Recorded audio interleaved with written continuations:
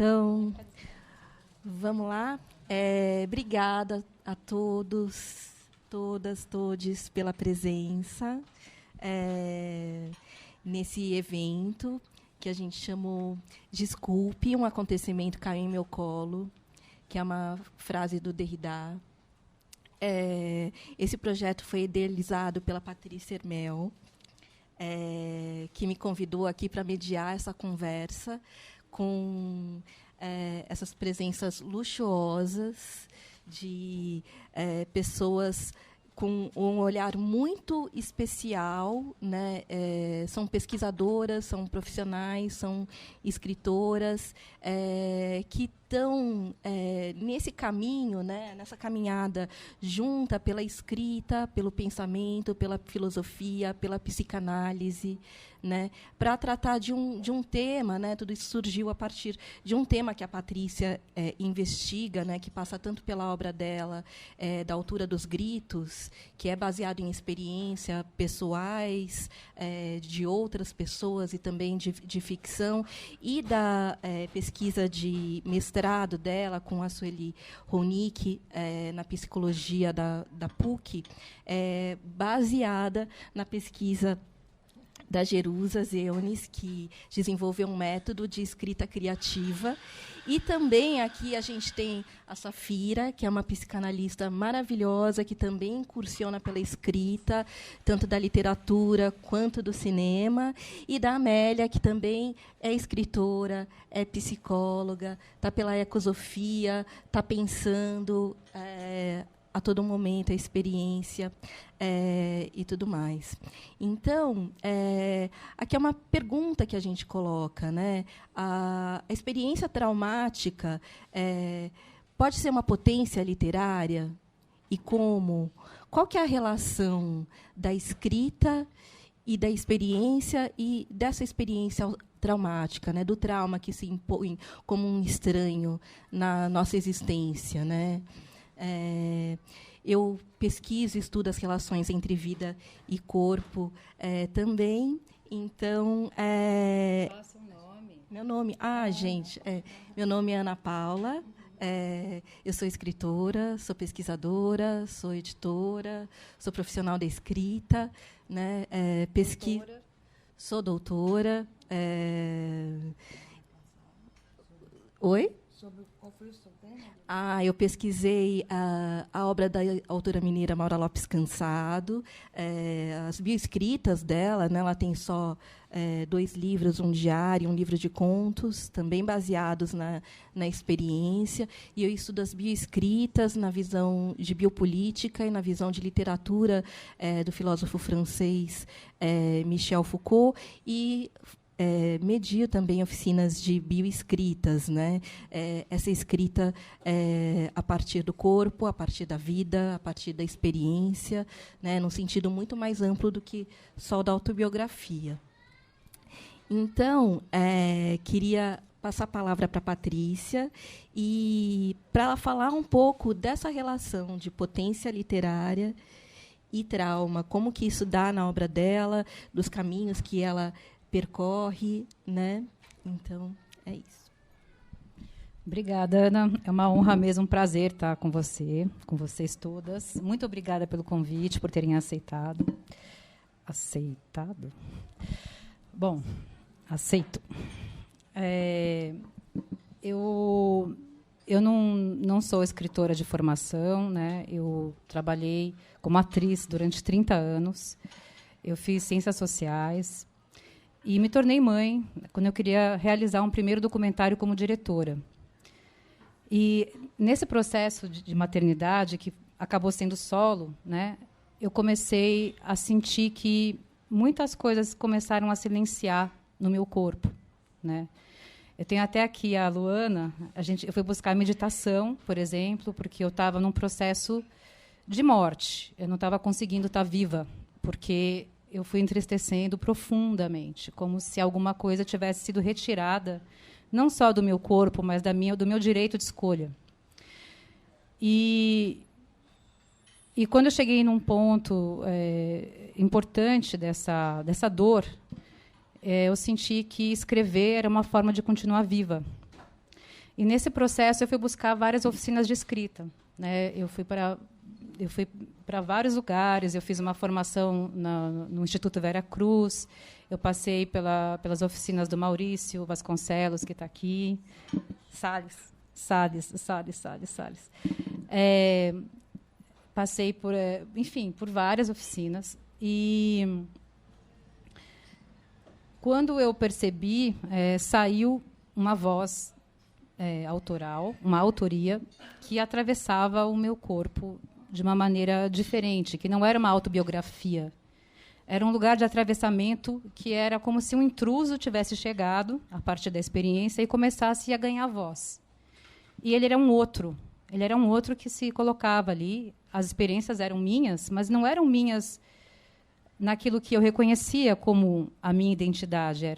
É como se uma entidade tivesse entrado no meu corpo e começasse a falar sobre o que estava acontecendo com ele. E, quando eu estava terminando o livro, eu conheci a Jerusa, né?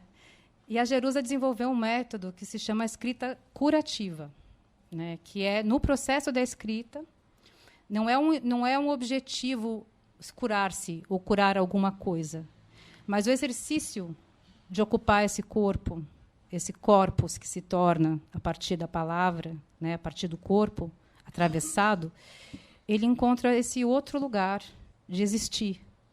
E esse outro lugar de existir, ele não vai solucionar nenhum trauma, ele não vai resolver nenhuma questão, mas ele vai possibilitar integrar a experiência da maneira que ela aconteceu, de várias perspectivas. E essa multiplicidade de saídas é o que eu chamo de potência. Então, o acontecimento, ele é uma entrada, plá, seja ele qual for. Mas a escrita, ela é a multiplicidade. Porque cada corpo que for entrar em contato com essa escrita vai fazer outras pontes e vai poder ampliar essa experiência para outros lugares. E aí, tomada por isso, né, eu fui pesquisar no mestrado, a pesquisa da Jerusa Zelnis, né, que desenvolveu também a partir de questões de atravessamentos dela, que ela vai falar. E é isso, eu estou muito feliz, porque assim, o livro ele é um começo de uma conversa maior, né? Não é um objetivo em si, apenas a circulação dele. O objetivo é a conversa que ele propõe. E é por isso que a gente abriu esse ciclo de conversas, para poder ouvir outros corpos que estão tocando esses lugares na experiência. Bom, vou passar para a Jerusa. Ai, que bom, né? Quando a gente fala depois que alguém já falou da gente, né? Não tem muito o que falar. Boa tarde, queridas, queridos, querides. Obrigada, Patrícia, do convite. Estou muito feliz de estar aqui, meninas, de conhecê-las. Agora, pessoalmente, a Ana já conhecia. Estou muito feliz. E tão feliz de ouvir você falar. Fica tão diferente, né? Quando outra pessoa fala, né? Esse ritornelo, né? A coisa retorna diferente a cada pessoa que enuncia, né?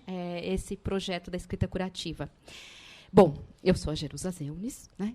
Eu sou a autora dos livros da escrita curativa, sou escritora desde 2015. Na verdade, sempre fui escritora, né? Ai, tão feliz as pessoas que eu conheço estão aqui. Sempre fui escritora, mas sempre preferi pesquisar a literatura. A literatura sempre me atraiu, principalmente a literatura que, de algum modo, trouxesse, né, as questões traumáticas. Então, eu sempre curti muito o Graciliano Ramos, Hilda Hilst, né, aquelas coisas difíceis, complexas. E aí demorou um tempo para eu perceber que, de algum modo, eu terceirizava ali as minhas questões, né, os meus traumas, né, não sei que palavra a gente vai usar aqui, ou maus encontros, aquilo que me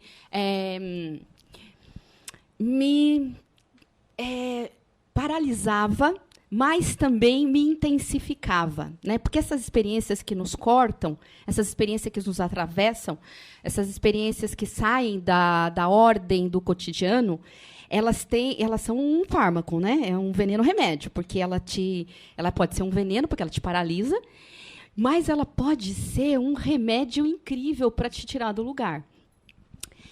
E aí, é meio contraditório, né? Porque no que eu vivia essas experiências, porque os acontecimentos são tantos os acontecimentos que nos atravessam, até que um nos atravessa de maneira que você não consegue mais lidar, né? Acho que é aquela gota que estava precisando para transbordar o copo.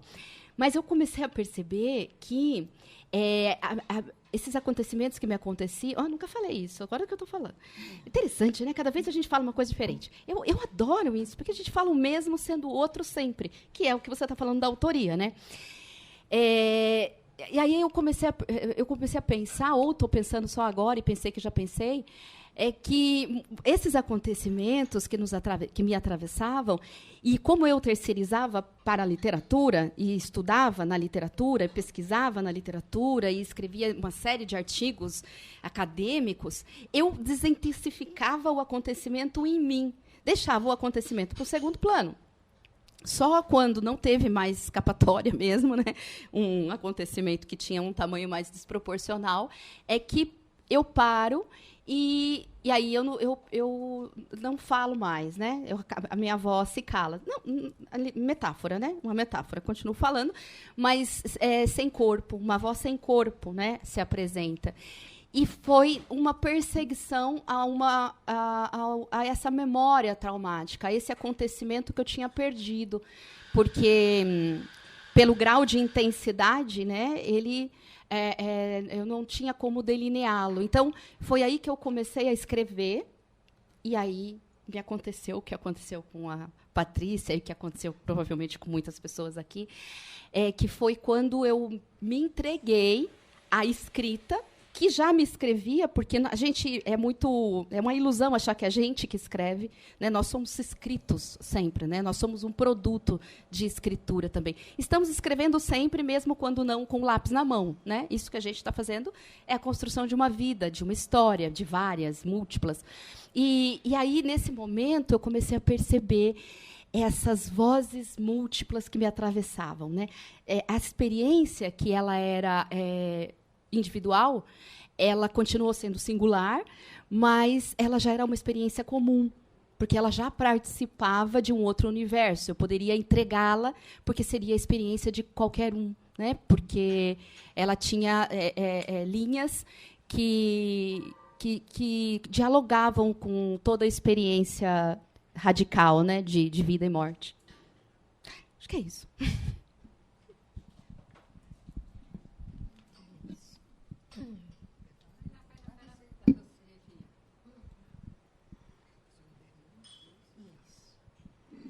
Bom, meu nome é Safira Lira, sou psicanalista, viajante aí em outras áreas, em outros territórios. Atualmente eu resido no interior, com um projeto de uma ecovila, onde tenta restaurar e fazer uma reparação de uma devastação, né, da nossa terra, e nós estamos tentando formar um grupo ativo, onde a gente desenvolve uma renovação, uma restauração, uma cura da terra. Esse grupo é um grupo que começou 40 anos atrás, com um grupo de alemães. Eles pegaram uma terra devastada, de graça, inclusive, porque a pessoa disse que não acreditava que ela poderia ser restaurada. Hoje ela é uma terra que tem uma preservação do cerrado, tem propostas, né, com pessoas de diversas áreas, de diversos interesses, que residem e compartilham entre si as suas potências. Bom, o meu trabalho como psicanalista há 40 e tantos anos, e também a escrita sempre me acompanhou, todos guardadinhos, né, Ana? A Ana um dia vai poder cuidar um pouco, me ajudar a sair da gaveta. Mas o meu trabalho, o meu ofício, é um ofício de escuta. E quando a gente escuta, de alguma forma, a gente tece com aquele ser que fala uma narrativa que se reinventa e que está ali sendo impulsionada, e, principalmente, eu até coloquei isso, um fio de aço, que, para mim, o livro da Patrícia não é um cordão umbilical, não é um fio de seda, é um fio de aço, como nervos de aço daquela música do Paulinho, que vibra, mas que precisa ser de aço. Porque todos nós somos sobreviventes de muitas formas. Não só as mulheres, as crianças, né, todos, né, inclusive a nossa Mãe Terra. E aí eu trouxe uma abordagem que, para mim, é isso que eu sinto do livro. Eu não posso falar muito, porque vai ter spoiler aqui do livro. Mas, na narrativa da Patrícia, tinha um encontro o tempo todo com mulheres ou com a natureza que a curava. E isso reflete muito um pensamento de um psicanalista, que era um pediatra, que atendeu mais de 5.000 crianças, chamado Winnicott. E o Winnicott trouxe para a psicanálise, ele foi um grande aluno, paciente da pioneira chamada Melanie Klein, que foi a primeira grande mulher que trouxe uma psicanálise para as crianças. Porque antes é como se as crianças não tivessem voz. Os psicanalistas não acreditavam que elas poderiam se expressar ou que poderia ser uma violação do espaço infantil, qualquer tipo de expressão clínica delas, né? O Freud até tentou, mas via o pai, que é a história do pequeno Hans. Então, ele usou um pai para tratar a criança, e que deu certo. Mas a Klein foi muito mais revolucionária e falou, não, as crianças falam e se expressam o tempo todo, e de uma forma muito mais livre e fluida do que os adultos. Bom, foi esse projeto que ela desenvolveu, e o Winnicott foi o primeiro analista a fazer um trabalho com crianças que ele chamava rabiscos. Os rabiscos eram os escritos que as crianças faziam. E isso é interessante, porque as crianças escrevem o tempo todo. E não só quando eles são alfabetizados. Eles se inscrevem e escrevem o tempo todo, quando eles desenham, quando eles rabiscam, mesmo que não tenha uma palavra que represente aquele sentimento ou aquele afeto.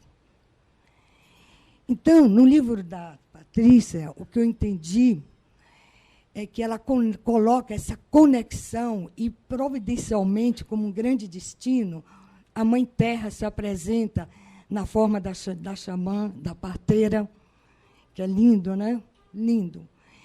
E o Winnicott fala que a gente precisa, a criança ela precisa de uma mãe que seja suficientemente boa, que dê um afeto, que tenha essa conexão, que seja uma mãe que esteja bem e que o seu entorno, que ele chamava a mãe ambiente, que eu chamo a Mãe Terra. E o que eu vejo, o que eu percebi na leitura do livro, é que todos esses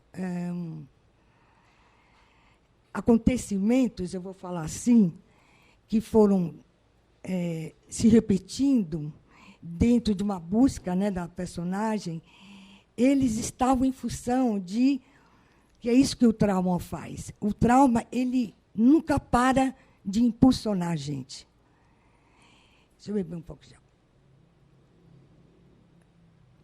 Ele não é uma força, uma pulsão de morte, mesmo que seja, o que eu gosto muito dessa expressão, um terror sem nome. E a Patrícia fala aqui, quando ela perde o bebê, né, quer dizer, a personagem, desculpa, quando ela não tem uma palavra para representar aquela perda. O trauma é algo, ou de uma violência, um terror, que não tem nome. E a busca dessa pulsão, dessa violência, dessa intensidade, gera essa busca para que ele vá encontrando uma representação ou várias representações. Então, o trauma ele se atualiza, ele se reinscreve em diversas e infinitas narrativas. E quando a gente faz isso, quando a gente narra, ou escrevendo, ou falando, que, para mim, é a mesma potência, a fala é um corpo também, a gente começa a trazer um mapa ou vários mapas na nossa vida, onde tudo vai ganhando um certo sentido, e depois vem um outro sentido, e depois vem um outro sentido. Nas situações traumáticas, a gente, como da personagem, né, que escuta a mãe convidando para se jogarem, né, da janela, e que ela fala, eu posso terminar o primário, que é muito importante, o tempo todo essa criança salva esse entorno tão violento e tão mutilador que a Patrícia descreve de uma forma, né, muito forte, muito profunda. Então, voltando, esse terror sem nome, ele é um vulcão, um propulsor, um lençol freático que nos leva a possibilidades vitais de reinventarmos. Ele não é algo que nos congela. Tanto que, como nós, como adultos, vivemos situações de violência, a gente sabe, e que as pessoas só se dão conta depois. Não é porque elas bloquearam. Claro que tem um estado de choque. É que precisa de um tempo para inserir uma representatividade. Qual foi o significado e o sentido do que ela viveu? Porque não tem palavras no primeiro momento, de tão violento que foi aquela experiência. Então, transformar a experiência num acontecimento é promover as possibilidades narrativas do acontecido. E é isso que eu sinto que a psicanálise, eu falei isso para a Ana quando a gente conversou, que a psicanálise ela absorveu muito da literatura e ela criou uma cartografia a partir da literatura, onde todas as dinâmicas de relações, o Freud é um grande leitor dos russos, Goethe, por aí, onde ele foi entendendo que ali tinham mapas humanos, né, da existência humana. E esses mapas, não necessariamente, e não poderia nunca será, uma representação absoluta do território, mas eram mapas de uma forma que a gente pudesse acessar e percorrer aqueles territórios. Eu quero dizer que esse livro é um livro que é um manifesto de como nós precisamos prestar muito atenção à infância. A infância de que nos foi aniquilada e roubada, mutilada, e muitas vezes independente da classe. No final do livro fica muito claro isso, no avião, com a história, né? Não posso contar, mas é a história como a classe alta vai terceirizando os cuidados dos filhos, né, com as babás, e que elas têm uma tolerância e uma relação visceral com essas crianças, e que a infância é como se fosse uma fundação, e que a mãe, quando mesmo e apesar de viver no estado de exaustão, consegue não romper esse fio, de múltiplas formas e maneiras. E é isso que sustenta, vamos dizer, a possibilidade dessa humanidade continuar. E aí eu vejo que tem um ponto que é importante, que é a exaustão. Estamos todas exaustas. Todas exaustas. E não é uma exaustão dessa época. É uma exaustão que carregamos há muitas gerações. Exaustas porque mulheres foram, né, da própria Igreja Católica, quando faz uma divisão em Madalena e Maria, e tira o corpo da mãe todo o erotismo, e coloca a pornografia no lugar de uma sexualidade livre, né, que é a Madalena. Então, o nosso corpo começa a ser cindido e começa a ter, ao longo de políticas, inclusive públicas, eles se tornam invisíveis. Então, a própria maternidade, que é um gesto potente, erótico, é um gesto de plenitude, no sentido da sua própria força, da capacidade de você criar. Essa própria maternidade ela foi fragmentada como um objeto de estudo, a história do seio, e retalhando esse corpo e abandonando, principalmente, essa mãe, que não tem esse lugar potente. Ela se torna mais uma vítima desse sistema público, de saúde pública, inclusive também de saúde particular, não importa, porque essa é uma cultura de que o ser que é ser mãe, e aí eu vou depois falar um pouco do homem em si, mas esse estado de ser mãe, de trazer uma outra vida dentro de si, ele foi, de muitas formas, banalizado. Romantizado com aquelas propagandas da família margarina, não é? Ou colocado num lugar invisível, né? E muito mecanizado, esse lugar. Não é?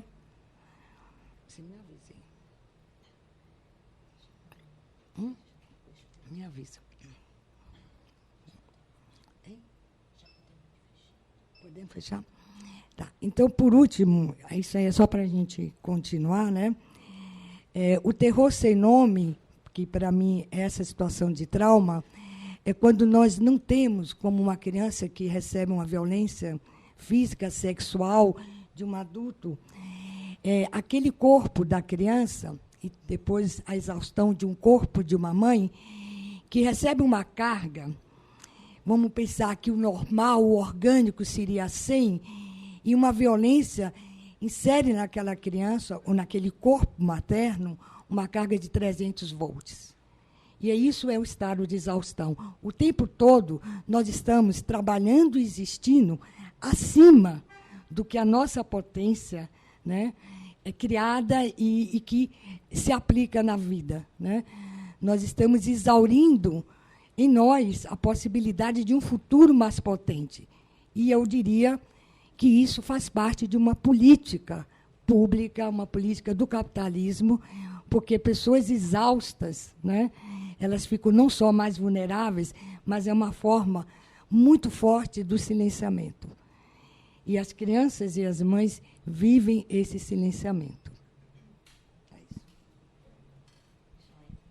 Amélia, quer continuar essa conversa? Olha, eu tenho 10 minutinhos aqui e eu vou optar por me ater a um texto, porque nós estamos falando de literatura e eu queria colocar a literatura na roda, assim, no talo seco, tá bom? Tudo bem? Então, espera aí. Pode ser, para não dar muito ruído ali para você. Deixa eu pôr meus óculos. Esse é meu livro atual. Eu vou tirar dele na página 96. Eu vou ler fragmento, tá? Não vou ler ele todo porque não vai dar. Então, ele se chama Nome.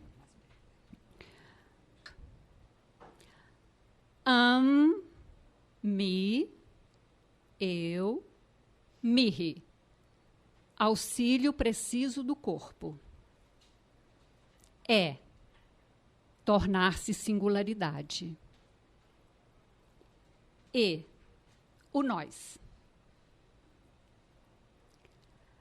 A voz do animal, do não humano, em mim, no nome. O alimento excelente, velho mundo, da África oriunda, o fluido viscoso executado por apis mellifera, não sei como pronuncia, a partir do néctar de flores, do nome. O imperativo de amar.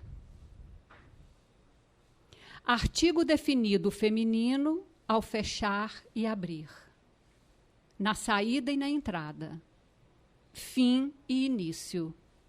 Plural do singular. Embaraço de enredo exige afirmar. Curtos, pequenos e contínuos sims. No abrangente desvão, onde ninguém chama, ninguém ouve.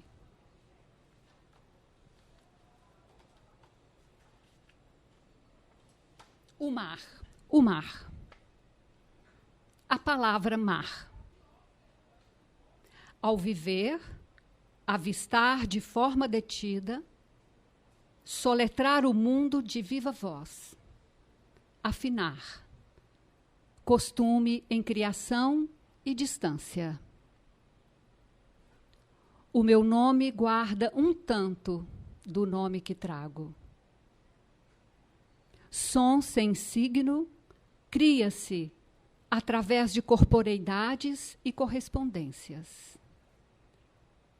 Estudar o som dado a mim e deixar seguir a pergunta, sempre nova. Quem está?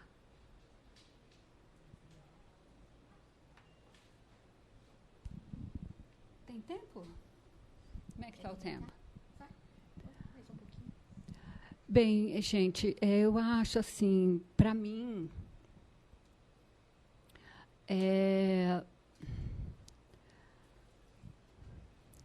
não dá como viver não afirmando a vida em nós, em cada um, né? Então, cada um de nós vai encontrar aí de que maneira essa afirmação vai se dar, né?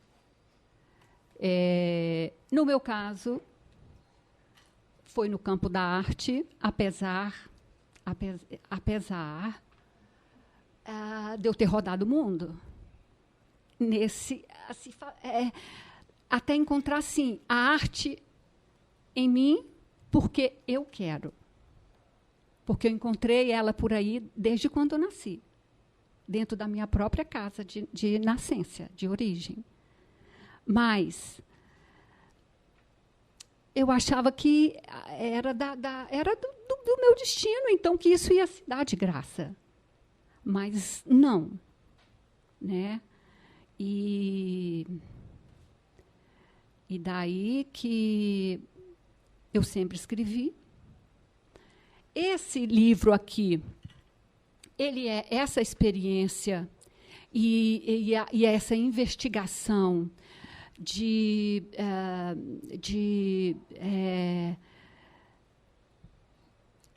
daquela coisa que o Nietzsche e o Deleuze fala, né, da Ariadne, né, que a mulher ela é apenas uma imagem do homem enquanto ela for somente a esposa, a mãe, a filha, a irmã. Então, né, assim, nessa autonomia do meu corpo, do meu sentir, do meu pensar, é nisso que essa escrita aqui veio nessa busca e nessa experimentação. Então, para mim, a escrita é super legal, porque eu sou muito afim a ela. Né? Eu fiz o meu primeiro texto juntando as primeiras sílabas que eu consegui formar no curso de alfabetização. Foi até um poema escatológico que o meu pai jogou no chão. Eu fiz para ele e ele não gostou. Mas, e está aqui também, porque não é fácil você fazer o seu primeiro texto, aguardar o leitor e o leitor descartar. Não pode. Isso não ajuda. Né? Então, mas isso forma a gente, isso também fortalece a gente, né? Ganha verve. Se isso for a onda, a sua onda, porque cada um tem a sua, mas é necessário afirmar. Não dá para ir só vivendo, né?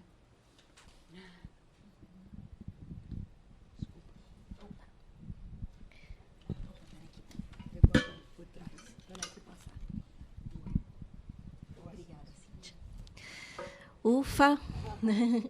Quantas falas bonitas, né? E que linha bonita que se forma. Eu fiquei aqui pensando, né, como o trauma entendido como algo muito pessoal, né? Geralmente as pessoas chegam nas oficinas de escrita com uma experiência muito subjetiva e em contraponto a publicidade, né, o público que é a literatura, que é um livro, que é retirar uma narrativa dessa opacidade do corpo e colocar, e nós aqui estarmos hoje reunidos, né, ventilando, né, compartilhando essas experiências, né, pela linguagem, que é o que a gente tem de comum, né. E aí entra algo que a Safira tocou, que é muito bonito também, da experiência de curar a terra, né, de reparação da terra, que essa cura vai além do nosso corpo também, que ela atende à sociedade. A Amélia também se relaciona com a ecosofia, né? Então, queria perguntar, começar essa conversa, agora queria abrir para perguntas entre vocês, assim, o que né, despertou, como é que a gente queria aprofundar isso, que é um papo mesmo, um encontro. Queria começar perguntando para a Jerusa, né, qual que é essa perspectiva também da natureza, do trauma e da escrita e da sociedade. Como que isso se articula? Doutorado. Assim, na sua perspectiva. Né? Veja bem, uma pergunta básica, não é? Acho que tem isso aqui. Nossa, Paula, Ana Paula, como, né? Tanta coisa assim. Do comum, né? Do comum da terra, do coletivo, na perspectiva da escrita e do trauma, considerando, né, esse espaço público. O que acontece, para simplificar, o que acontece quando a gente escreve um trauma? O que acontece quando isso ocupa espaço público? Deixa eu tentar organizar aqui um pouco disso que você falou na minha cabeça. Quando alguém chega para fazer um curso de escrita e traz as suas questões, né, as suas experiências, ainda é muito em carne viva, né? Não é a experiência que a gente publica. A gente publica algo que já se transformou, né? Porque já está transformado, né? Porque isso acontece muito assim nas minhas oficinas, que as pessoas fazem e às vezes elas acham que aquilo que ela escreveu já está pronto para ser publicado, mas não é, né? É um processo, isso passa por um processo. O que a gente sempre, que eu falo sempre, é que a literatura, ela é um manto protetor. Ela é um manto protetor para essa experiência em carne viva. Então, a Amélia estava falando uma história tão pessoal dela, está dentro desse texto, essa experiência vivida com o pai, mas ela está toda indiciada ali, né? Ela poderia até dizer: eu encontrei o meu pai, eu escrevi um poema para o meu pai jogou no chão. Ela poderia escrever esse poema e publicar. Mas, se ela publicar, isso está dentro de um livro. E isso está dentro de um livro chamado literatura. Né? Então, ele tem um manto que te protege. Ela é a sua experiência, mas ela é a experiência de outro também. Não é mais a experiência dura.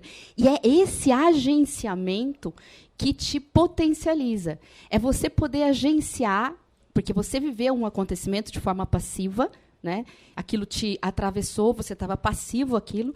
É você poder enfiar a mão ali dentro, né? E trazer para fora e falar: olha, agora é isso, vai ser você a personagem, eu sou a menina que abre a caixinha com o revólver, eu sou a menina que está no avião, mas eu também sou o avião, né? Eu também sou o aviador, eu também sou a pessoa que morreu.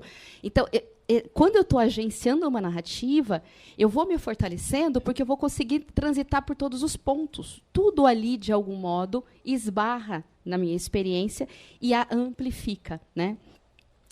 Então, eu penso a escrita e a literatura nessa chave, né? Que a literatura ela te ajuda, porque quanto mais você vai publicar isso, né? Eu sempre acho que tem que publicar.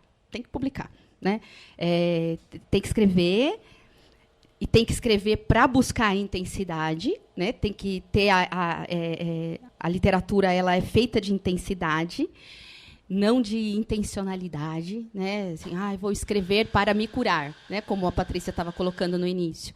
Não se cura, não é isso, não tem que ter um objetivo. Se a gente vai com esse objetivo, aí a gente já está fazendo terapia só, né? A literatura ela tem que ser, olha, é algo intenso que me atravessou e vai atravessar um possível leitor, que pode existir, pode não. Mas tudo bem, né?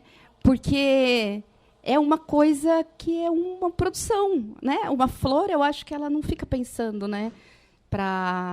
Estou pensando na natureza agora. Estou fazendo um jogo poético aqui para tentar juntar tudo isso que você falou. Né? Uma flor, ela não vai ficar pensando por que é o vermelho, né? Ela simplesmente é vermelha. E a gente, como escritor, porque todos somos, eu acredito, mas nem todos são autores, né, de literatura, como escritor, a gente tem que só deixar o acontecimento da escrita e buscar nesse lugar, né, nesse lugar do corte, uma voz que você não conhece, uma voz outra que atravessa, uma voz animal, como a Amélia trouxe, né? Uma voz vegetal, uma voz que você vai abrir uma escuta atenta a ela, que está ali, que é você que está te atravessando, mas não só você, é todo mundo, todo o contexto, tudo que te passou, e você vai capturar ela, né? E aí vai virar um livro. Ou vai virar uma vida, né? Porque melhor do que um bom livro é uma boa vida, né? Sim. Quem quer continuar essa conversa? Eu queria continuar um pouquinho. Posso? O processo de regeneração da Terra, né, ele inclui violência. A natureza é violenta. Se você observar, ela destrói. Ela é cíclica.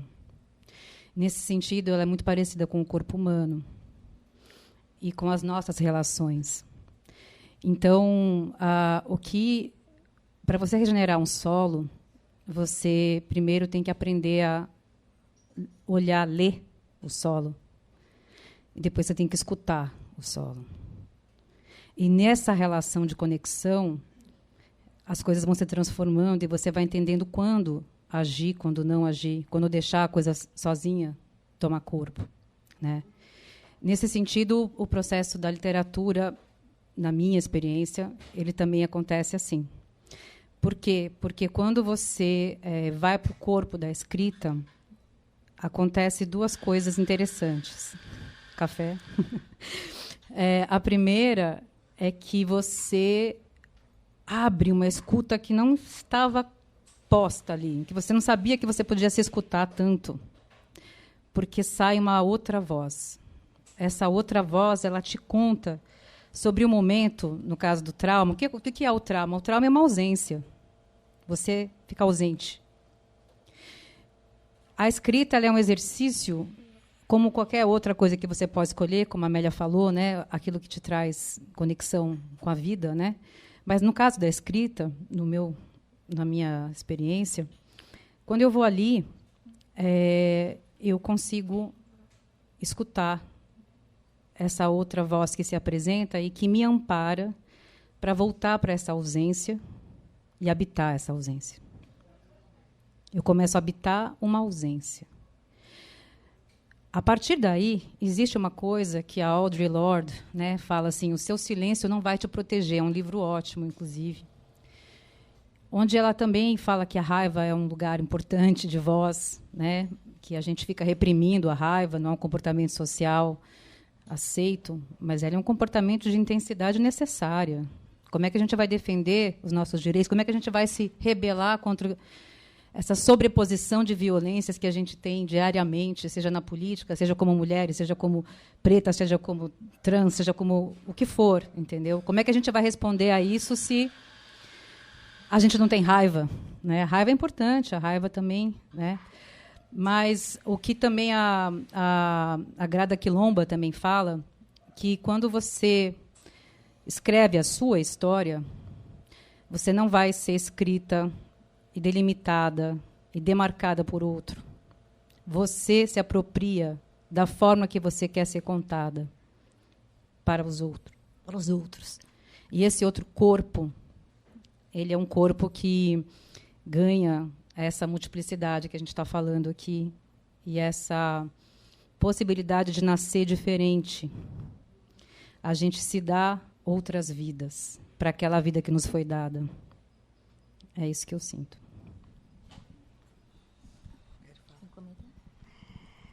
Na primeira, vou só ler esse pedacinho aqui, Patrícia, que eu não aguentei. Você fala a reconstituição da verdade também passa pela capacidade de imaginar o que escapa. Se esse corpo traduz temas importantes para um café ou um debate maior, estou à disposição, ainda que não habite mais o que lhe está sendo entregue. Mas é importante, quando você diz que reconstituir a verdade também passa pela capacidade de a gente imaginar o que escapou.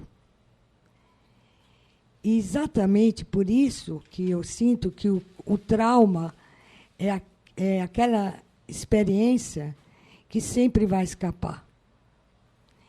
E, portanto, ela se repete nas tentativas e nas narrativas, ou nas diversas formas de expressão, inclusive a escrita, tem a corpórea também, que é muito forte, muito potente, né? E que é uma tentativa de alcançar algo que vem, dá um sentido e depois escapa. Então, essa infinitude não tem uma história redonda e que a gente termina início, meio e fim. Porque a violência, que é um estado de existência, né?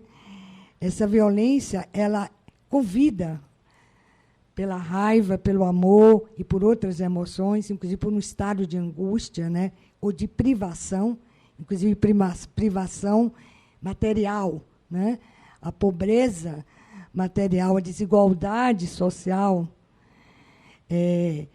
o excesso de bens numa classe e a privação em outras, é uma das formas mais violentas de aniquilamento da nossa potência de existir. E isso é uma política sistemática. Nós não queremos sujeitos potentes, nós queremos sujeitos congelados em narrativas quase que catatônicas, porque não tem recursos para poder se reescrever.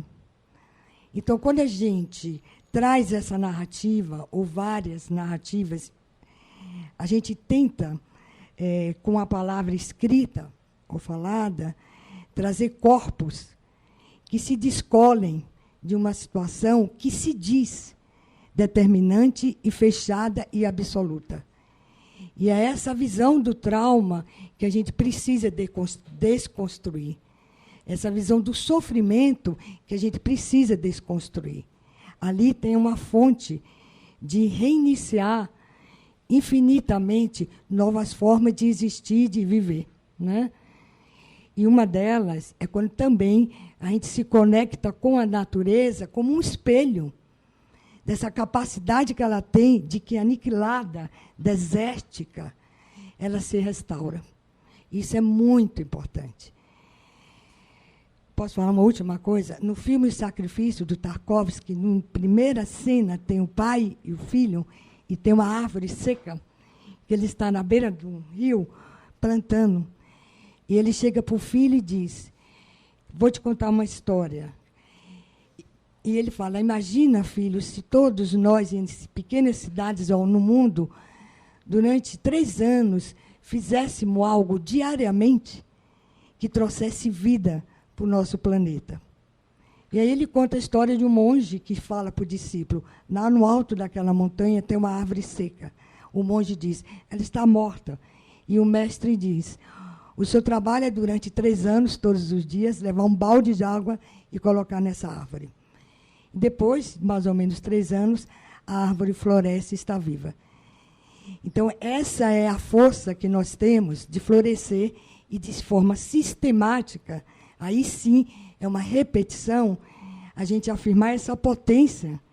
E, com isso, a gente precisa abraçar o trauma, a privação e a exaustão.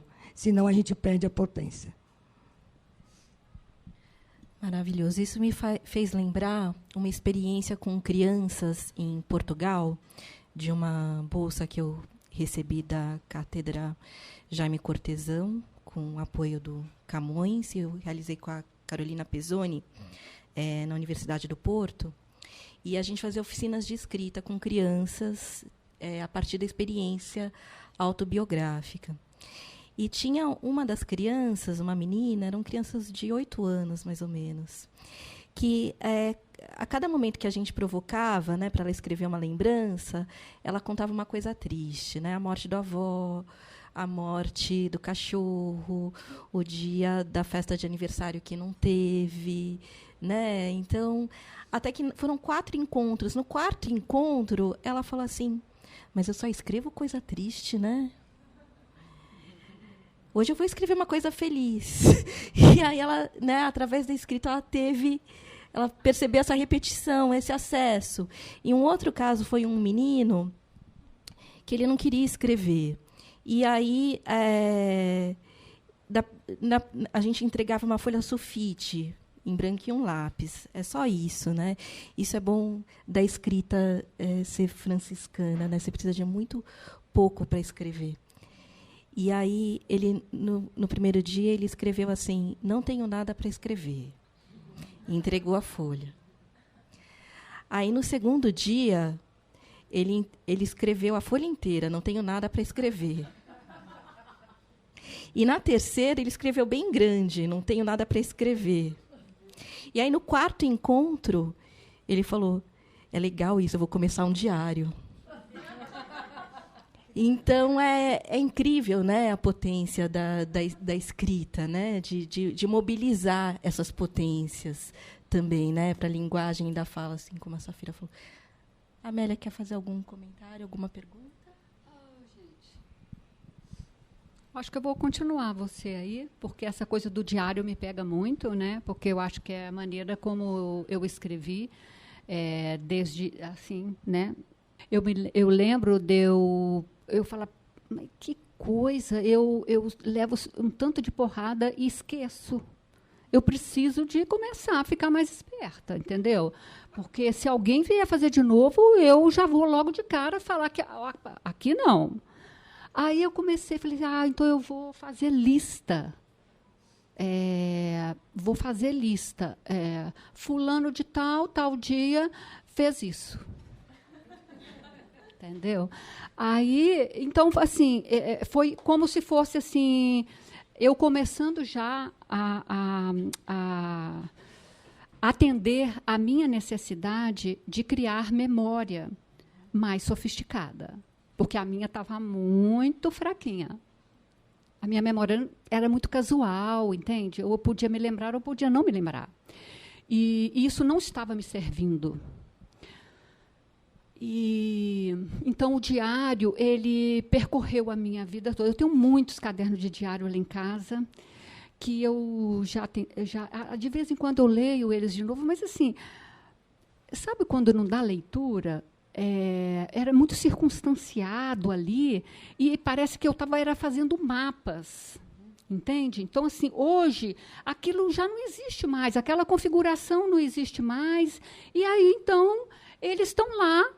Eu tenho carinho com eles, tanto que eu não descartei até hoje, é muito material, mas eu sinto que o meu jeito de escrever, assim, que continua, que é visceral, que é o do diário. Então, eu tenho a questão das datas, dos acontecimentos, sejam eles bem assim cotidianos. Eu adoro o cotidiano. E aquela coisa de que, no mínimo, você viveu o máximo, é uma coisa do Zen, né? Do Zen budismo. Eu acho a coisa assim, uma orientação muito forte para mim é essa. Eu quero sempre estar afirmando o máximo, no mínimo, nesse cotidiano. Porque os escritores gostam muito de falar assim: eu escrevo porque o cotidiano é tão chato, é tão insuficiente. Não, eu não acho o cotidiano insuficiente. Eu acho que insuficiente está sendo a leitura e a apropriação. Eu gosto do simples e eu cato mesmo, entendeu? E aí, qualquer coisa serve para mim.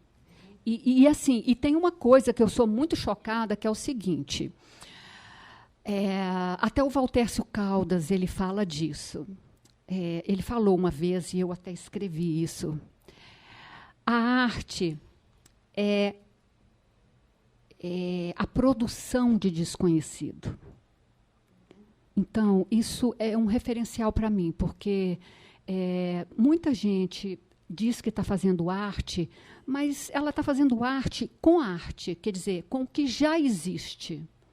Entende? Ela se apropria do que já tem na arte e trabalha em cima daquilo. Não, porque, gente, nós estamos... aquela questão, né, do Spinoza e também da própria ciência hoje. A ciência fala, até hoje já descobrimos só 4% das coisas. Então, falta 96% para descobrir.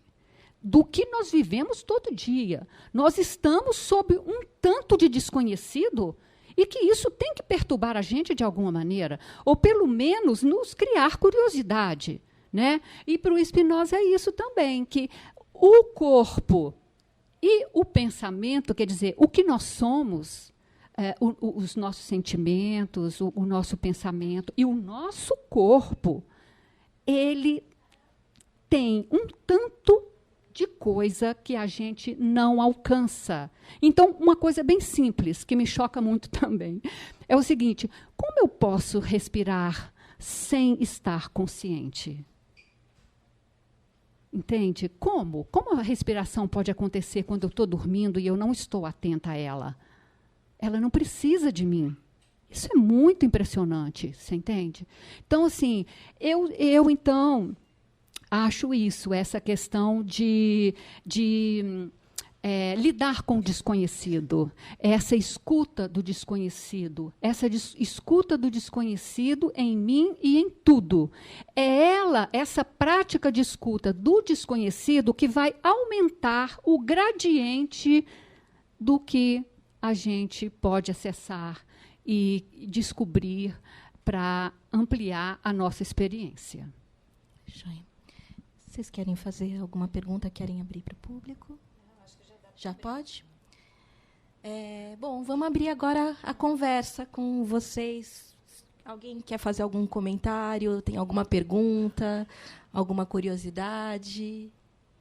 Boa tarde a todos. Meu nome é Bernardo. Eu sou editor, livreiro e, enfim, outras coisas, várias outras atividades que desenvolvo. Sou mediador de conflitos, professor de espanhol, etc, etc. O tema do trauma me pega assim, em cheio. Eu sou argentino, vim para o Brasil em 1977, salvando minha vida por um triz ou menos.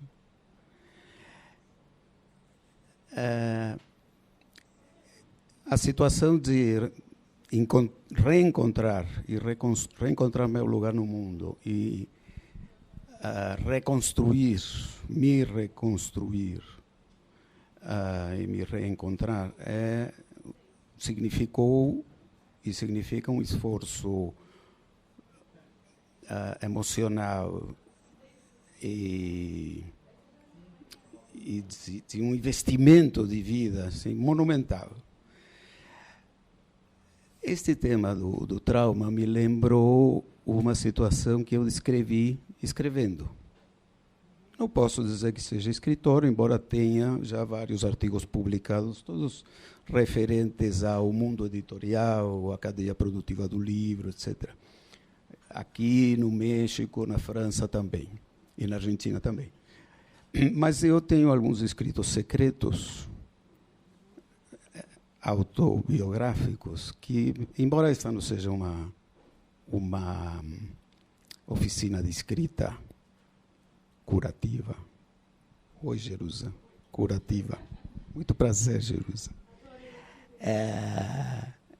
Eu escrevi nesse sentido, não porque tenha me proposto a cura, senão porque a intensidade dos sentimentos me levou naturalmente a escrever de uma forma talvez catártica e descrever um momento.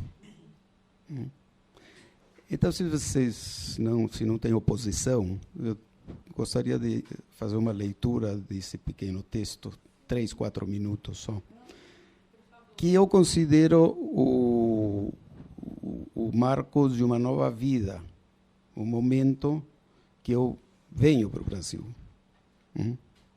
Então, vou tomar essa liberdade.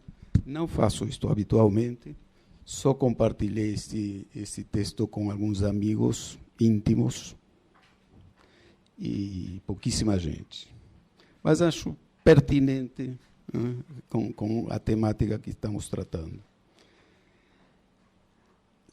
O título é Enfim Sós. Está em português. Está em português. Eu escrevo em português já depois de 40 e poucos anos de treino. Escrevo em português. Isto escrevi já faz bastante tempo, mais de 10 anos.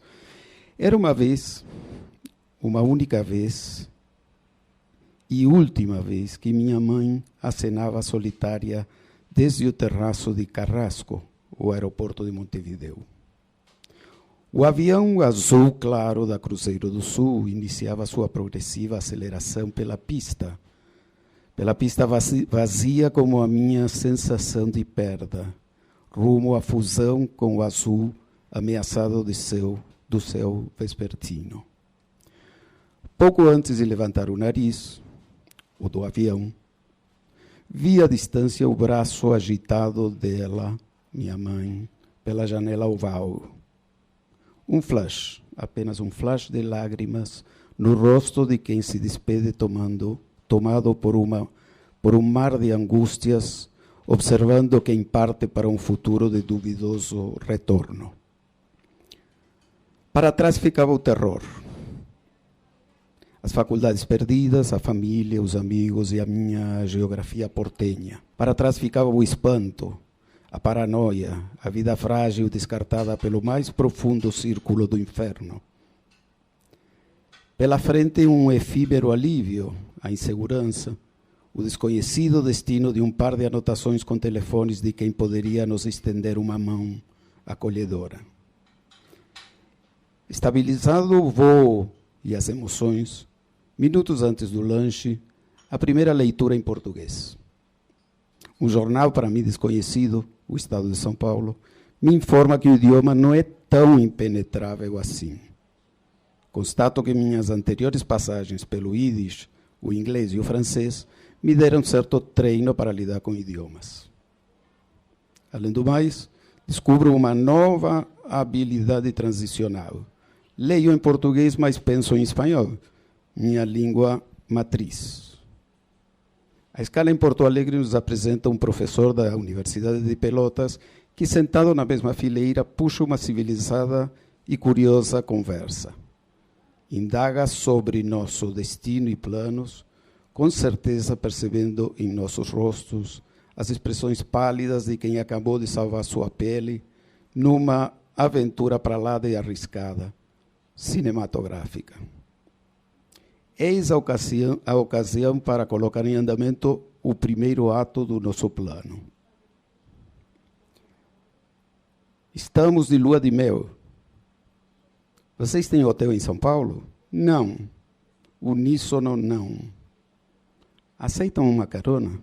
Eu conheço um hotel razoável que está no meu caminho e nem precisarei me desviar.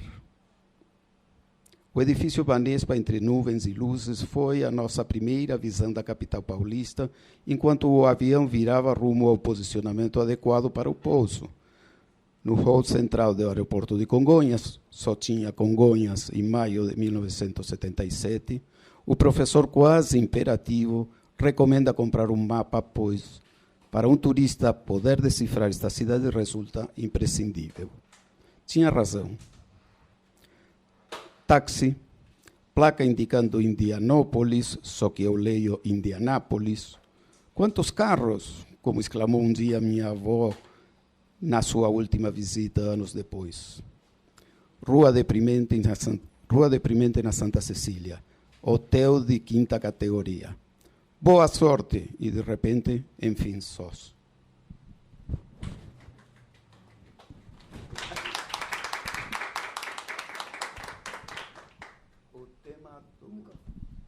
O tema do terror, né? do renascimento, da reconstrução, da violência. Achei tantas coincidências hoje aqui que resolvi me expor. Mas você sabia que aqui também o babado era forte? Claro. Sem dúvida. Não fujo do desafio. E era pior, né, para você naquela época? Bom, se vamos esclarecer um pouco, o Brasil era a única ditadura que estava em processo de transição e que não estava, naquele momento, final do governo Geisel e a assunção do Figueiredo. Oi? Não, depois. Isso é bem depois do AI-5. E vem Figueiredo com sua célebre frase: gosto mais do cheiro do cavalo que o cheiro do povo. Lá, naquela época, 1977, o golpe de Estado tinha sido em 1976, 24 de março, militar, com apoio da Igreja Católica, os principais setores da Igreja Católica e boa parte da sociedade civil também, e se desencadeia, a partir desse momento, um plano de extermínio. Extermínio é a palavra que eles usam, né? E todo mundo, não todo mundo, mas enfim, os jovens, por exemplo, passamos a ser automaticamente suspeitos, né? Mesmo que não tivesse nenhuma participação em organizações armadas, como era meu caso e da minha esposa. Enfim, é uma longa história, né? Eu acho que... Bernardo, eu queria comentar um pouquinho. Eu fico feliz demais, né? Oi? Queria comentar a sua leitura. Eu fico bem feliz de te encontrar pessoalmente pela primeira vez, né? Uhum. Achei incrível. E parabéns pelo texto. E eu queria aproveitar um pouquinho, se você me permite, seu texto, para eu falar algumas coisinhas também sobre o que é a escrita curativa. Uhum. E eu vou usar o seu texto como um modelo aqui, né? Porque é claro que o texto que você apresenta para a gente, ele já ele é a sua experiência, ele tem a sua experiência, mas ele já está deslocado. Já é um texto público. Você está lendo para a gente, está lendo para várias pessoas. Então, você já está caminhando nesse texto para a literatura, né? Está caminhando para a literatura. Então, você poderia publicar esse texto, porque você já vê que ele tem corpo suficiente para ele se manter em pé, sem você. Porque é isso, a literatura é um corpo, o livro vai se manter em pé sem você, sem precisar da sua experiência, vai ser experiência no comum. Mas, né, e aí é muito interessante tudo isso que a gente está falando de texto e de corpo, porque lá na escrita curativa, a gente toma o texto escrito como corpo. Então, a gente olha para o texto e, no texto, eu vejo o seu corpo acontecendo. Então, quando você faz a leitura do seu texto, eu vejo o seu corpo acontecendo. Como? Através dos procedimentos linguísticos, né? A escrita curativa, ela não é para você curar um trauma ou não pensar mais, conseguir superar essa experiência. Nada disso, porque ela é uma experiência, como as psicanalistas falaram aqui, né? Ela é uma experiência motor, vai gerar muitos outros textos, né? Ela está ali, não é? Está gerando. Mas, quando você lê o seu texto pronto, eu, com uma escuta atenta, né, nós aqui, porque eu vi que a minha querida pupila estava atentíssima, anotando, né? Ela estava vendo o que eu estava ouvindo também, né? Então, quando você estava lendo, em alguns momentos, você, embora tenha sido você que escreveu esse texto, você pensa que você escreveu, só que o seu texto escreveu você. Tem coisas que ele te diz que elas saem fora da ordem só racional. O texto está querendo conversar com você. Então, quando você elabora esse texto, em alguns momentos da leitura, você tem umas travas, né? E ela aparece, essa trava, 2 vezes, que eu vi que a Patrícia percebeu aqui e anotou também. Na verdade, 3. A primeira vez é quando você está lá conversando com apresentando a mãe, e você vai usar um verbo, você escreve tomado. Estava tomada. E você fala tomando. E depois você fala, desculpe, e lê certo. E lê o certo que está no texto. Então, o seu corpo usa um gerúndio. O acontecimento continua acontecendo. Mas no texto escrito está tomado, um particípio passado. Parou no passado. Aquilo é como se tivesse já não acontecido. Mas o seu corpo revela para mim que não é um acontecido.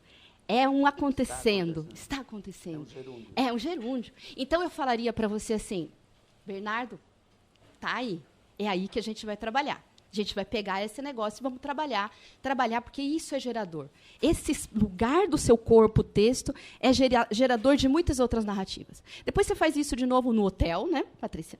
Quando você vai dizer que era razoável, né? O lugar era razoável, e depois na rua, que era deprimente. Então, esse outro lugar, quando você chega em São Paulo, hotel razoável, rua deprimente ali, é um lugar difícil também. Eu iria falar, Bernardo, é isso que a gente vai trabalhar.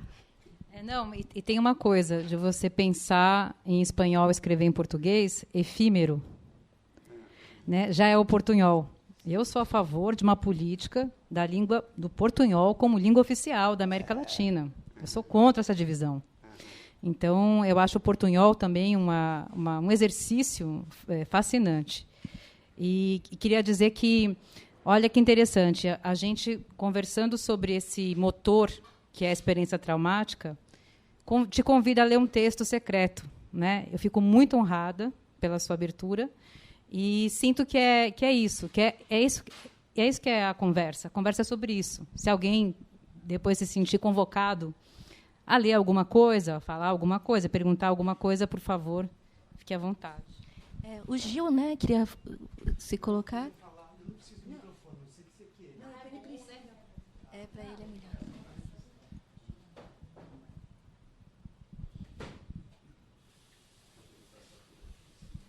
Obrigado. Safira, a Terra certamente está traumatizada, com L, de alma, né? Traumatizada com as barbaridades que a gente faz diariamente. Interessante se colocar o L no traumatizada, que se emprestar o L para o trauma, fica um trauma com L, um trauma que tem algo mais, né? Um trauma com alma, já entrando no terreno da Amélia, da brincadeira.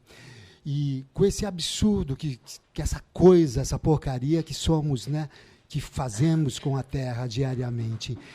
Ao mesmo tempo, com a potência dela, sem precisar fazer escrita criativa, não desmerecendo escritas criativas, ela cria todo dia e escreve alguma coisa, não é? E a gente, analfabetos que somos, não entendemos nada. Mas que burrice! Que canalice, que só podia dar nisso, né? Aí passa pelas ditaduras todas, enfim, mas agora, isso está acontecendo agora, nós diariamente agredimos. E a pobre coitada da Terra não tem um terapeuta, um psicanalista. Enfim, não é uma pergunta, é só para te dizer assim que eu fico me sentindo ridículo cada vez mais com isso. E o que você propõe que terapia? O que você deve estar fazendo isso, né? Lá de cuidar, que é um carinho, um gesto na Terra? Como é abraçar uma árvore? Só isso. Mas lindas vocês todas, é só para dizer essa bobagem. Poeta Gil. Aliás, autor de alguns livros. Aí, ó, o Winnicott.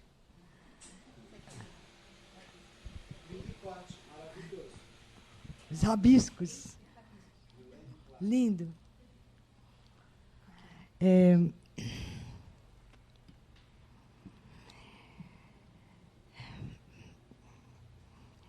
uma desconstrução.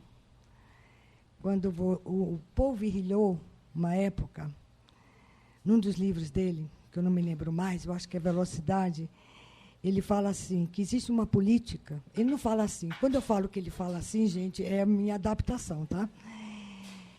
Que existe uma política da aceleração do tempo que vai chegar num ponto que a gente não vai ter tempo de ler um livro. E é isso, de alguma forma, ler um livro, escrever, escutar a Terra, apreciar a Terra e deixar que ela fale e você escute, esse encontro, essa conexão, que é numa outra dimensão, quando lê um livro, quando escuta um vento, quando escuta uma chuva, quando você olha as luzes do dia e da noite, coisas lindas que você me envia. Ele é um fotógrafo, um olhar maravilhoso. Ele descobre a Terra em São Paulo. Eu fico impressionada.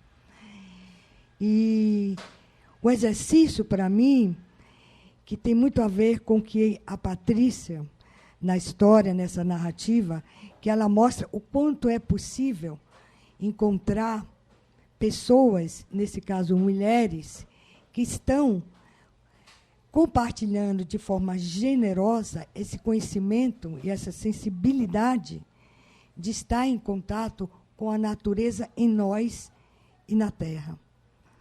Então, o primeiro passo, eu acho que é amar a Terra como o chão que habitamos.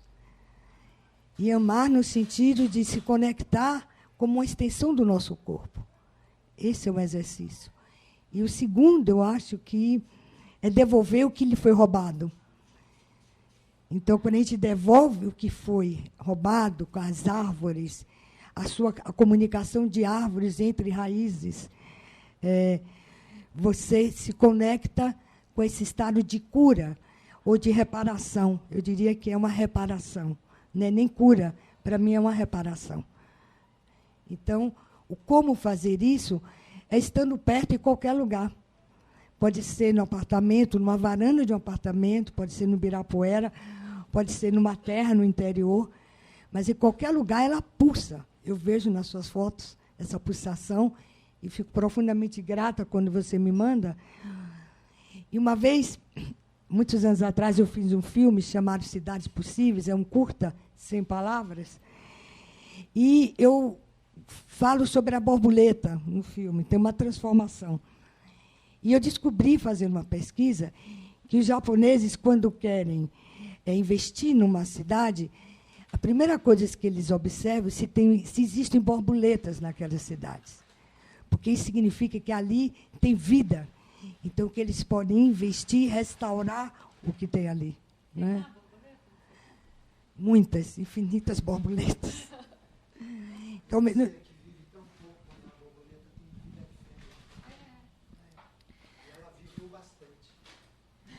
alguém gostaria de fazer alguma colocação? Cíntia? Bom, em primeiro lugar, parabéns. Que incrível conversa, esse papo. Acho que vozes tão potentes mesmo, falando um assunto super importante. Não só para nós mulheres, mas para todo mundo ouvir. Eu queria ouvir a opinião de vocês sobre essa nova geração que está vindo aí. As crianças, né? Tão digitalizadas como elas estão. Esse fenômeno TikTok que está roubando a atenção de todo mundo. Como é que fica essa conexão com a Terra? Como é que fica essa conexão com a possibilidade de um trauma atravessado, né? Bom, eu vou falar aqui do lugar de uma mãe de uma filha de 11 anos, que passou a pandemia online, como todas as crianças, né? Ela tem celular, né? Ela tem celular.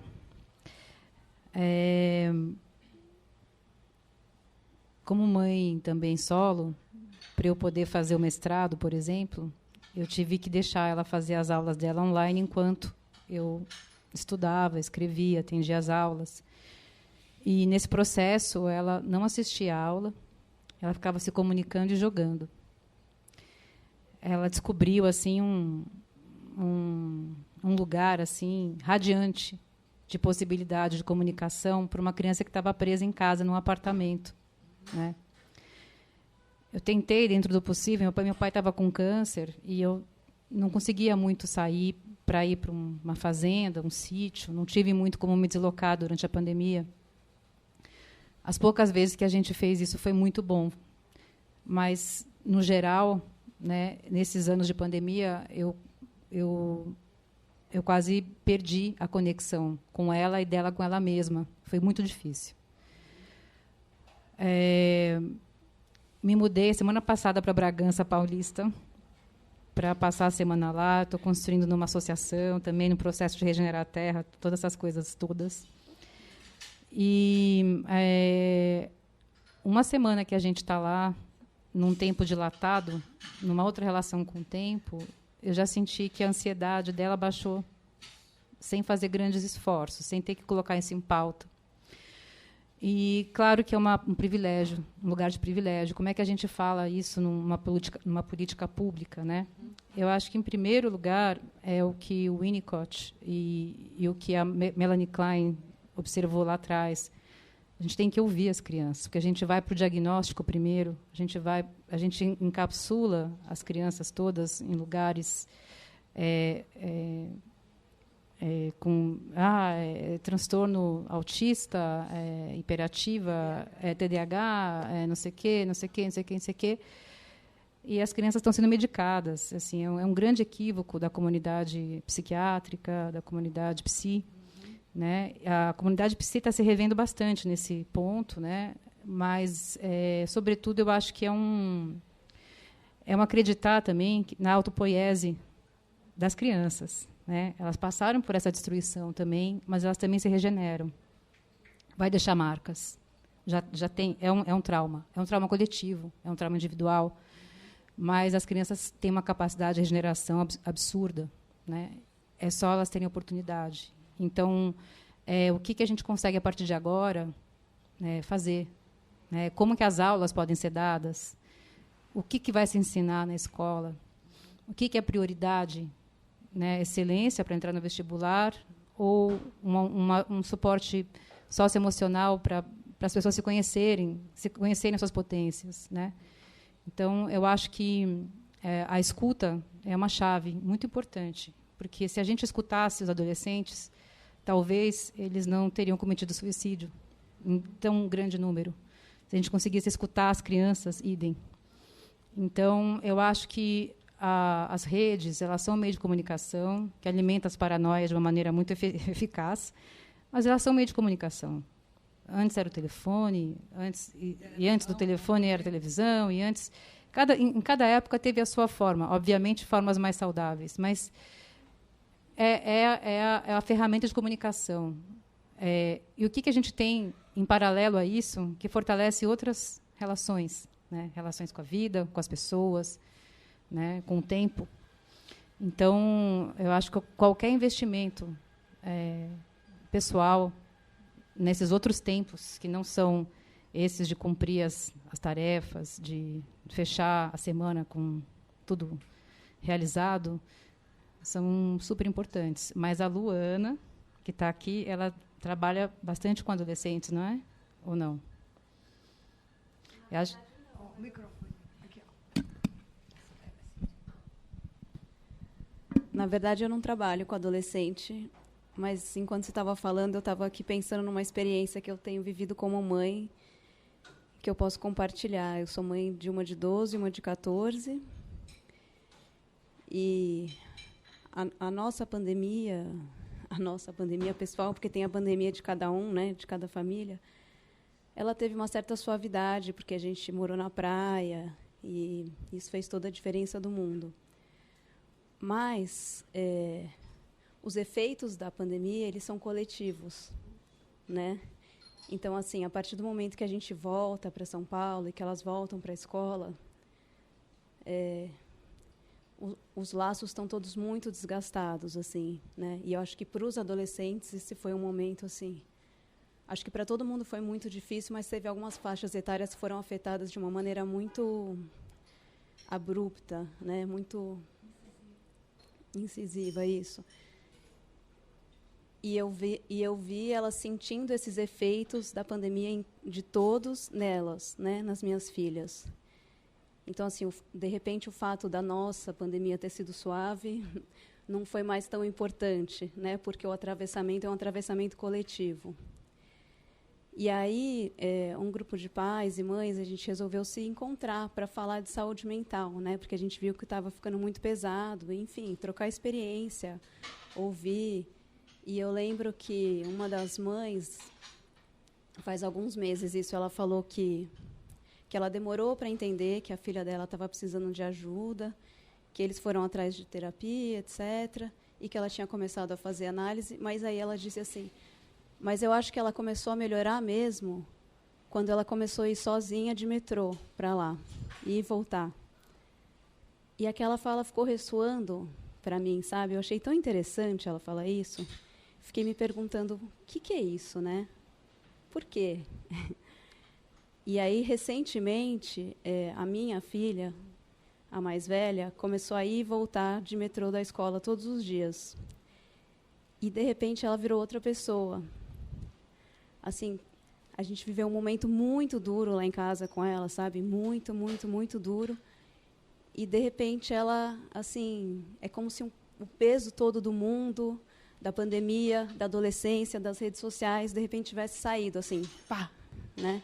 E eu estou ainda tentando entender o que é isso, né? E quando você estava falando, isso voltou para mim, essa experiência. Eu fiquei pensando, claro que tem a questão da autonomia, né? Acho que essa é a parte mais óbvia, assim. De repente, você tem uma autonomia de ir e vir, né? Mas eu acho que tem a ver um pouco também com os adultos se retirarem da cena, sabe? Porque eu acho que essas crianças e adolescentes de hoje, eles estão o tempo inteiro com a gente em cima deles, em todos os lugares, em todas as situações, pensando sobre eles, querendo dizer para eles como que eles vão melhorar, o que a gente pode fazer, né? E querendo... E aí, de repente, tem um lugar em que a gente não está lá, que eles estão no mundo, né? Que a experiência deles do mundo não está sendo mediada, né? Está sendo uma experiência direta. E isso é muito curador. Então, é isso, eu queria compartilhar isso, porque às vezes a gente fica achando que está na gente a resposta, né? E isso é uma forma de ouvir. Ouvir também é deixar ir, né? É abrir porta e falar, vai.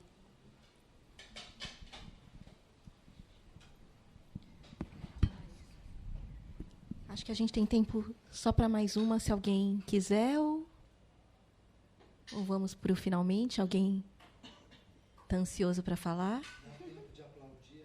Dá, não, mas segura. Posso falar uma coisa rápida? É rapidinho, é complexo a pergunta da Cíntia, é muito complexo. Como disse a Amélia, a gente não sabe 96%. Sempre fizeram, não importa os recursos de cada época, né, tecnológicos ou não, mas sempre tem uma tendência ou a banalizar ou demonizar.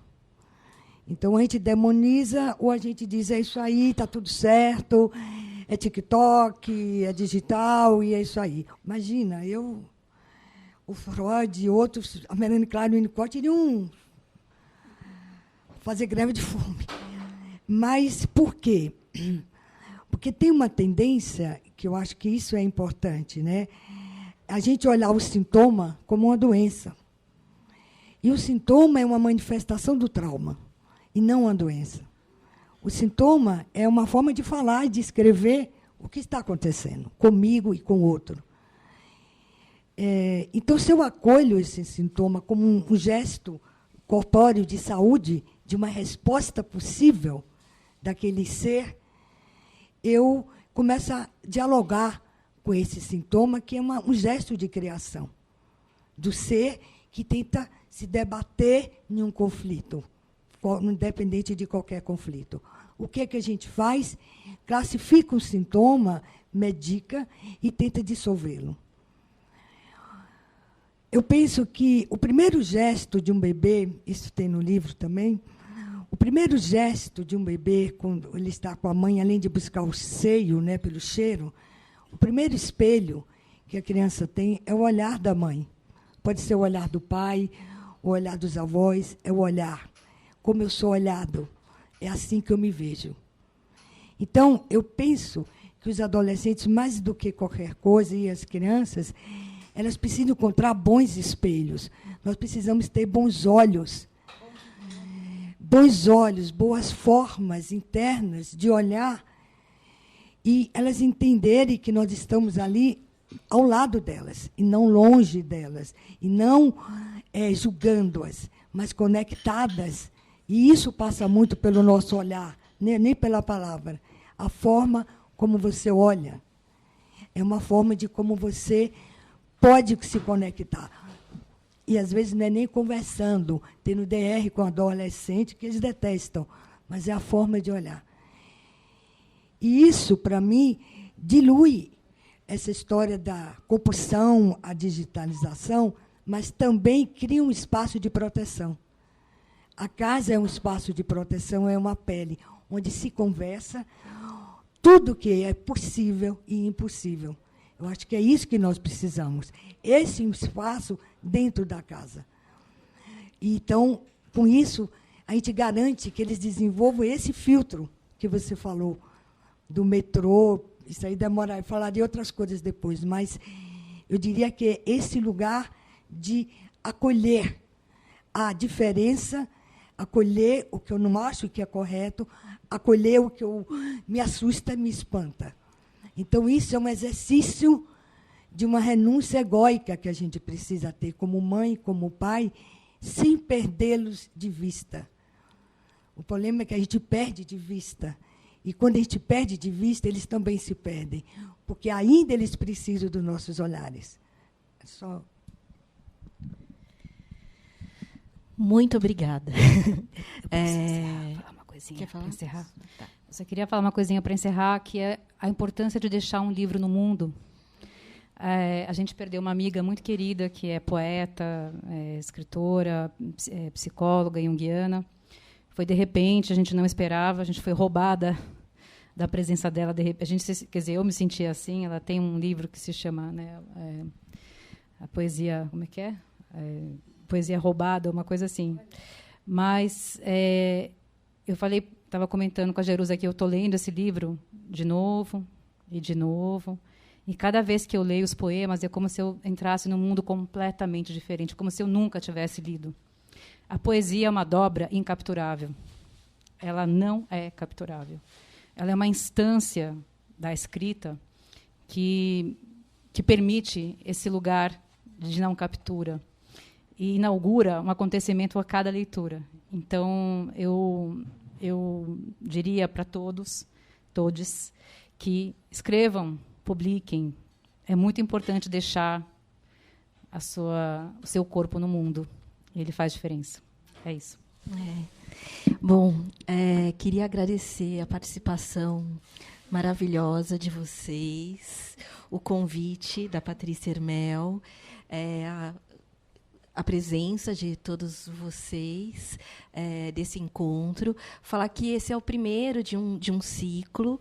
No mês que vem, dia 16, também um sábado, às 15 horas, a Patrícia vai estar com a Gabriela Argento e a Ellen Amaral na Livraria Simples, no Bexiga, um espaço bem aconchegante, também vale a pena conhecer, para falar sobre o corpo do clown e o corpo do trauma na criação de linguagens. E vai ser uma conversa também interessante, é só chegar, puxar uma cadeira. Queria falar que os livros das autoras estão disponíveis também na livraria, se vocês quiserem pegar um autógrafo. E vai ter lançamento também meu, do BR Clítoris, e do Tiago Cifer, Gradiente Spectrum, pela coleção Vírus, da editora Córrego, com curadoria do Maurício Salles Vasconcelos, que estava por aí, e também o Pedro, nosso colega, no dia 15 de setembro, vocês vão ser avisados também, na Livraria Ponta de Lança. Então, muito obrigada. Então, é isso? É isso, gente. Quero agradecer a todos.